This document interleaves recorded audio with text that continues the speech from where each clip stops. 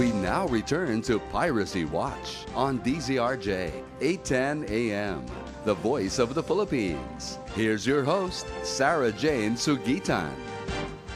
Welcome back on the Piracy Watch. I'm still with fellow Atenean attorney Cyrus Paul Valenzuela of the Optical Media Board, Executive Director of the Optical Media Board. And, I didn't know you've been with the OMB for 4 years. 4 years, yes. 4 years na. So, since the time of former Chairman Edu Manzano. Yes. Edu Manzano. And you were telling me earlier na noon, you participated actively in conducting raids. Yes, because I used to be an enforcement.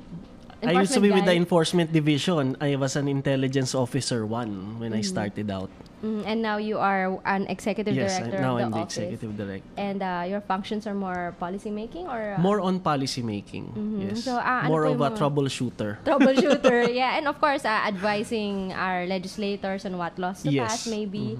And or certain amendments that we're trying to pursue. So what kinds of policies are you advocating po at this point in time for OMB? Well, right now we are very active with our information drives.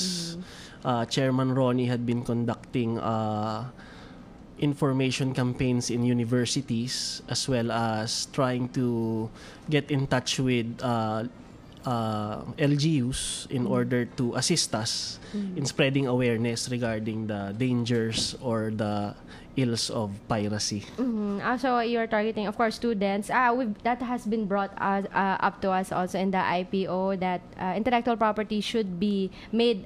We should be made aware of intellectual property rather at a young age. Yes, actually. Because we don't know that we're already committing theft.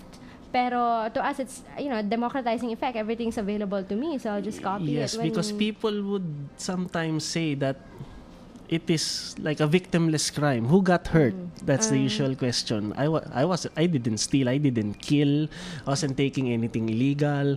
But they don't understand that piracy or intellectual property theft is not a victimless crime. People lose their jobs because of this. Yeah, industries sink. Yes, and the economy suffers, and certain sectors are closing down, like business, like for example, certain production companies have closed down because they can't compete with the unfair competition. Yes. How can you produce an original DVD at say 1,000 pesos and then compete with a 50 peso DVD? That's really unfair. And the question is always, bakit hindi na lang nila ibenta ng mura?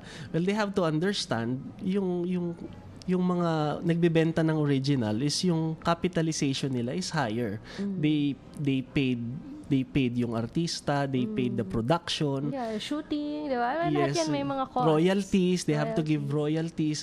Unlike yung mga nagpa-pirate, ang puhunan lang naman nila is yung blank DVD. DVDs, and the replicating machine. Yes. But they don't have so they really can sell it at a cheaper rate.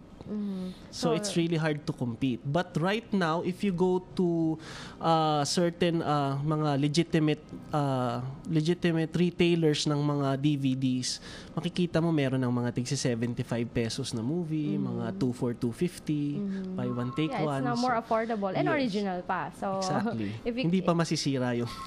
So iba yung quality po ng original. As I said earlier, today is the 11th Intellectual Property Day, and we're celebrating along with the World Intellectual Property Office. We've put up a special section on the Philippine Star, so please check out the Philippine Star today for the special section, of course, on intellectual property.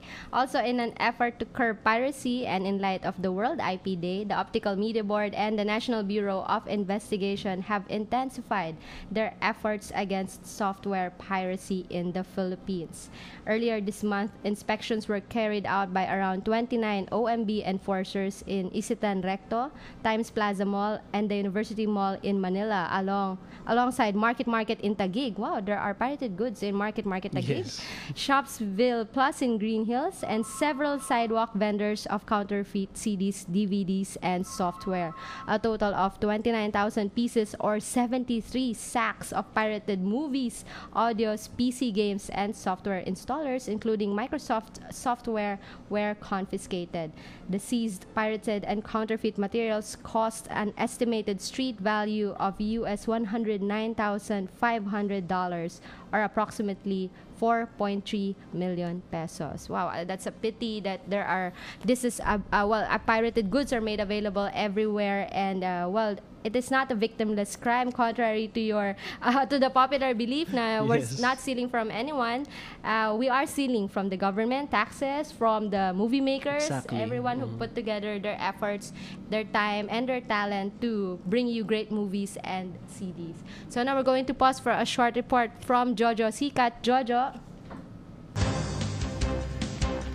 Welcome back on the Piracy Watch. You're still with me, Attorney Sarah Sugitan, and joining me this morning is Attorney Cyrus Paul Valenzuela of the Optical Media Board, Executive Director of the Optical Media Board. We are still celebrating the 11th World Intellectual Property Day, and in line with this, the Intellectual Property Office of the Philippines will be granting copyright registration to Cory's paintings this Friday, April 29, from 8 to 10 a.m. at the Intellectual Property Office of the Philippines here in Makati. Also, we will have the Arbitration Center launching at the Supreme Court later that afternoon, also April 29. It will be graced by Chief Justice Renato Corona and IPOPHIL Director General Ricardo Blancaflor. Yeah, so this morning we're still talking about the Optical Media Board and its powers and functions aside from conducting raids. We have Attorney Cyrus Paul Valenzuela, Executive Director of the Optical Media Board, and before the break we were talking about the functions, the powers of the OMB. So aside from conducting raids, what else does the OMB perform? The OMB is a regulatory government agency. It means we regulate optical media and magnetic media and anything that has to do with its manufacture, its sale, its importation, its exportation. Other than the raids, actually, we are very popular because of the raids, because yun yung nakikita sa TV, because yun naman kasi yung media worthy talaga, the raids. But actually, the enforcement aspect is just one of the aspects nung agency. We also have a licensing division which licenses yung mga legitimate replicators, and as well as yung mga retailers ng mga blank DVDs, retailers ng mga or even yung mga nagpapa-replicate. Before they can go to a legitimate replicator, they have to get a commercial replication permit from the OMB. Which means even if you are the composer ng mga kanta and you want to replicate your songs in optical media, you have to get the permission of the OMB to have that replicated. So this permission comes in parang certificate? Yes, commercial replication permit, and then you have to present that to the replicating agency. If the replicating plant or the replicating establishment replicates your materials without you presenting a CRP, they may be held liable under the law. Okay. So that's how we regulate it.